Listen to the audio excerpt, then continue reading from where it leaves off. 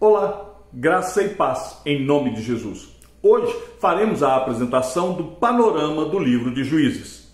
Este livro nos conta a história de Israel entre Josué e o começo da monarquia. Na realidade, Juízes é uma trágica continuação do livro de Josué. No livro de Josué, nós vimos que o povo foi obediente a Deus e conquistou a terra prometida. Ao passo que agora, no livro de Juízes, por conta da desobediência e da idolatria, o povo foi por várias vezes derrotado. A história do livro de Juízes pode resumir-se em 4 palavras: pecado, servidão, tristeza e salvação. Depois da morte de Josué, a nova geração de israelitas fez uma aliança com as nações que a antiga geração havia deixado na terra. Essa atitude resultou em idolatria e imoralidade, fazendo com que o juízo de Deus fosse derramado sobre Israel na forma de servidão às mesmas nações que eles deveriam ter subjugado. Quando clamavam a Deus, o Senhor lhes enviava um libertador. E durante o tempo em que o libertador vivia, Israel permanecia fiel. Mas depois da morte deste libertador, eles voltavam a seguir os seus velhos pecados. O trecho de Juízes, capítulo 2, do verso 8 ao verso de número 15, nos serve como um resumo de todo o livro. Acompanhe comigo a leitura deste trecho. Josué, filho de Num, servo do Senhor, morreu com a idade de 110 anos.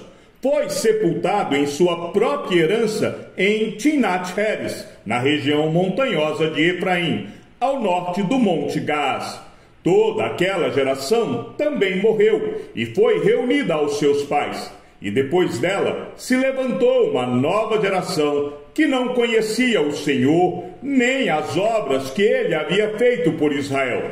Então, os filhos de Israel fizeram o que era mal aos olhos do Senhor, servindo os Baalins. Deixaram o Senhor, Deus de seus pais, que os havia tirado da terra do Egito, e seguiram outros deuses, os deuses dos povos que havia ao redor deles, e os adoravam, e provocavam o Senhor a ira, porque deixaram o Senhor e serviram a Baal e Astarote. A ira do Senhor se acendeu contra Israel, e ele os entregou nas mãos de ladrões que os despojavam do que possuíam. Ele os entregou nas mãos dos seus inimigos ao redor, e não puderam mais resistir a eles. Por onde quer que fossem, a mão do Senhor estava contra eles para o seu mal, como o Senhor lhes tinha dito, e como lhes havia jurado. E estavam em grande aperto. Então o Senhor suscitou juízes, que os livraram das mãos dos que os atacavam e roubavam. O título hebraico original do livro é o mesmo que adotamos. Porém, a palavra traduzida por Juízes, Sofetim, não se refere neste livro aos oficiais de justiça, embora a palavra também tenha de fato este sentido. Os juízes aqui eram heróis que, de modo ocasional, guiavam as tribos de Israel na luta para que eles permanecessem nos territórios que estavam conquistados.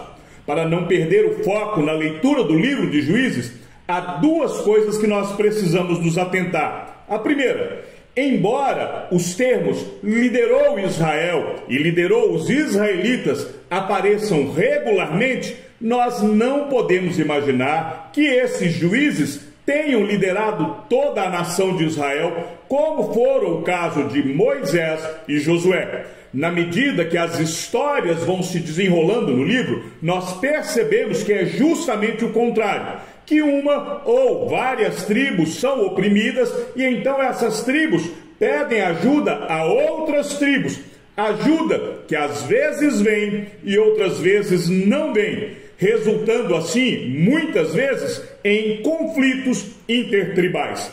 A segunda coisa que nós temos que atentar para a leitura do livro de Juízes é que a história não é narrada de forma cronológica. O narrador não está interessado na linha temporal. Ele está contando várias histórias deste período de Juízes, mas ele está focado em retratar um quadro geral da época. A ênfase do livro está no resgate constante do povo por parte de Deus, apesar da falha deste povo ser também constante. O povo de Israel, ele falhava constantemente em manter a aliança. Por isso, Deus permitia a opressão. E sempre quando eles se voltavam para Deus, Deus levantava um libertador. Aliás, em geral, Israel vai indo de mal a pior durante este período. Talvez o versículo que mais ilustra o tempo dos juízes está em Juízes, capítulo 21, no verso 25, que diz: naqueles dias não havia rei em Israel, cada um fazia o que achava mais certo. Vamos analisar o panorama geral do livro de Juízes. O autor do livro não é mencionado, mas a tradição judaica antiga identifica o profeta Samuel como seu autor. Muito embora o profeta Samuel não faça parte do livro de Juízes, ele foi o último juiz de Israel e pode ter feito a recapitulação daquele período, conforme nós podemos ver no primeiro livro de Samuel, capítulo 10, verso de número 25. A época da escrita do livro de Juízes foi antes de Davi tomar Jerusalém, por volta do ano 1004 a.C., porque os jebuseus ainda controlavam a cidade.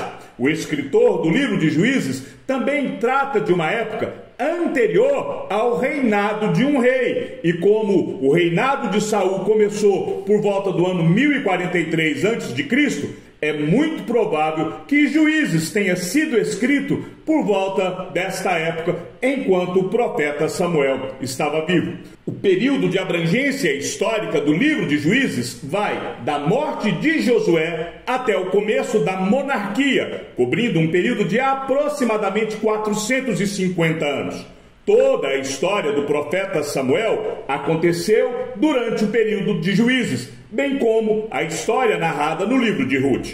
As causas do declínio são a desobediência do povo em expulsar todos os inimigos. Ao invés disso, eles permitiram a presença do povo estrangeiro na terra, numa convivência pacífica, surgindo em seguida a prostituição religiosa. Uma outra causa de declínio é o descaso de Israel para com a palavra do Senhor. Os pais não ensinavam a lei do Senhor aos seus filhos, e assim surge uma geração que não conhecia a vontade do Senhor. Juízes, capítulo 2, verso 10, chega a narrar que toda aquela geração também morreu e foi reunida aos seus pais. E depois dela se levantou uma nova geração que não conhecia o Senhor nem as obras que ele havia feito por Israel.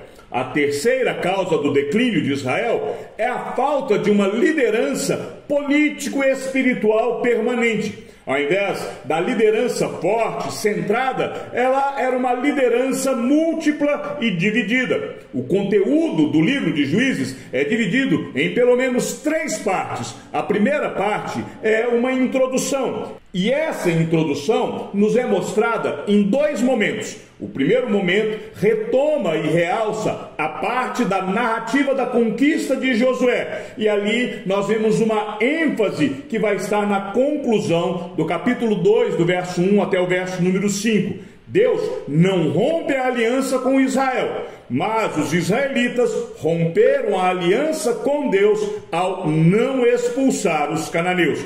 Outra observação que nós podemos fazer nessa primeira parte é que Deus não virá mais em socorro de Israel nesta causa. Veja o que está escrito no verso 3 do capítulo 2. Por isso, também eu disse, não expulsarei esses povos da presença de vocês.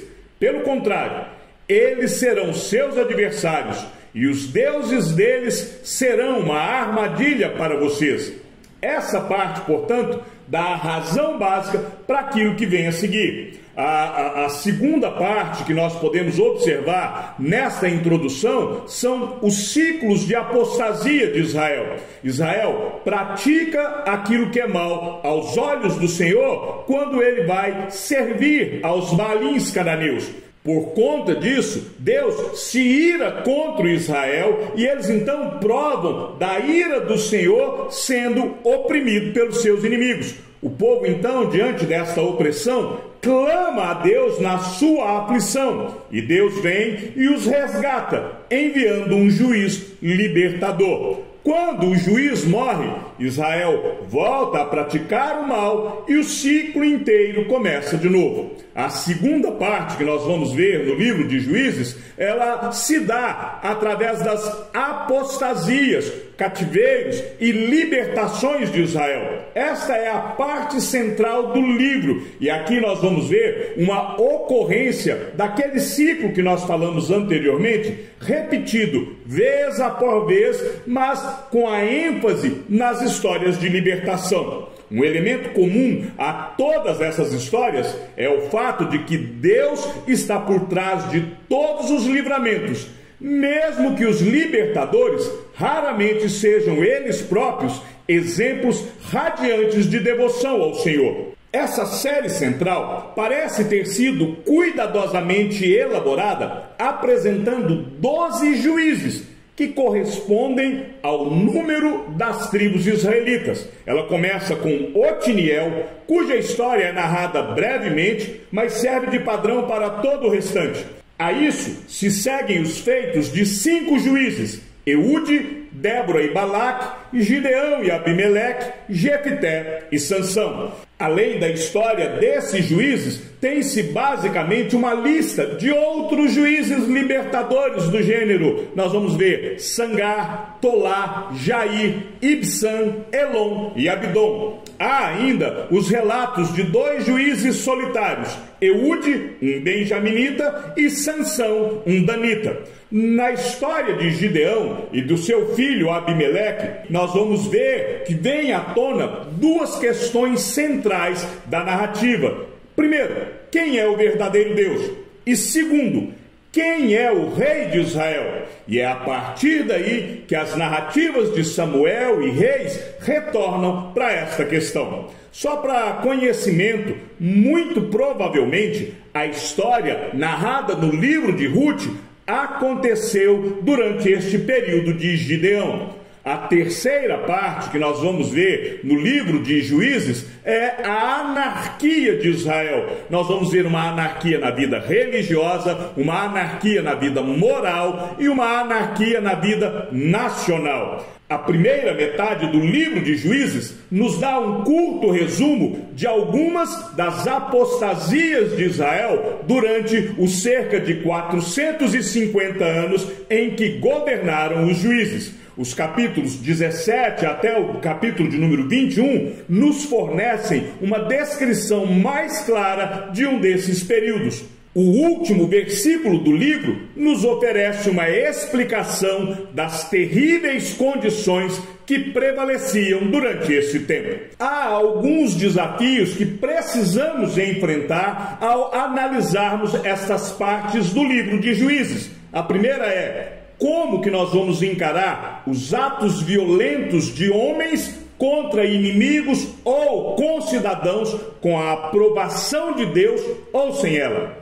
O segundo desafio é o fato de Deus usar líderes que às vezes faziam a vontade dele e outras vezes seguiam os seus próprios impulsos pecaminosos. Por exemplo, Gideão, Eli, Jefté e mesmo Sansão. O terceiro desafio é: como que nós vamos encarar o voto de Jefté de ter sacrificado a sua própria filha? Nós vamos ler isso lá em Juízes, capítulo 11, do verso 30 até o verso 40. O quarto desafio que nós precisamos enfrentar é como equacionar a vontade soberana de Deus com a sua obra providencial a despeito do pecado humano, na história de Sansão, conforme Juízes, capítulo 14, versículo de número 4. Eu não terei como fazer essa análise e esclarecer estes desafios em um panorama breve deste livro. Então, eu não tenho como descer a estes detalhes. Quem sabe no futuro eu possa gravar uma série só para tratar de alguns textos difíceis que nós temos na Bíblia. Eu também queria destacar algumas grandes doutrinas que nós vamos encontrar no livro de Juízes. A primeira é a misericórdia de Deus em libertar Israel. Eu nem vou citar aqui as referências, porque elas são absolutamente fartas em todo o livro, na medida que nós vamos vendo Deus libertando misericordiosamente o seu povo. A segunda grande doutrina é a apostasia de Israel, que da mesma forma está fartamente demonstrado em todo o livro, quando Israel se afasta de Deus e a misericórdia de Deus liberta o seu povo. O caráter de Deus também nos é mostrado no livro de Juízes. Nós vamos ver que Deus é justo e que Deus se ira. No livro de Juízes, nós também encontramos o Senhor Jesus. Ele nos é mostrado em cada juiz, sendo um tipo de Cristo. E o livro de Juízes, ele rastreia o povo de Israel durante estes 7 períodos de rebeldia total contra Deus. E durante cada período, juízes específicos são trazidos como libertadores e salvadores para este povo caído. Estes juízes ilustram Cristo como Salvador e Rei definido de seu povo, conforme nós podemos comparar Lucas capítulo 2, versículo de número 11, Evangelho de João capítulo 4, verso 42 e Marcos capítulo 15, versículo de número 2. Jesus Cristo nos é mostrado em cada juiz, como eu já disse. Por exemplo, Otiniel, ele foi retomar o território de Debir para Israel. Isso tipifica Cristo nos resgatando de volta para Deus. Um outro exemplo que nós podemos dar é Sansão, que se sacrificou para derrotar os inimigos de Israel, tipificando Cristo, que também se sacrificou para nos libertar de nosso principal inimigo, a morte. Chegamos ao fim do panorama do livro de Juízes. Que o Senhor seja com o teu espírito e que a graça seja com todos os que amam sinceramente a nosso Senhor Jesus Cristo. E ao Deus único e sábio seja dada toda a glória e que a sua vida seja sempre para mais em Cristo Jesus. Um forte abraço e até amanhã, se assim o Senhor nos permitir.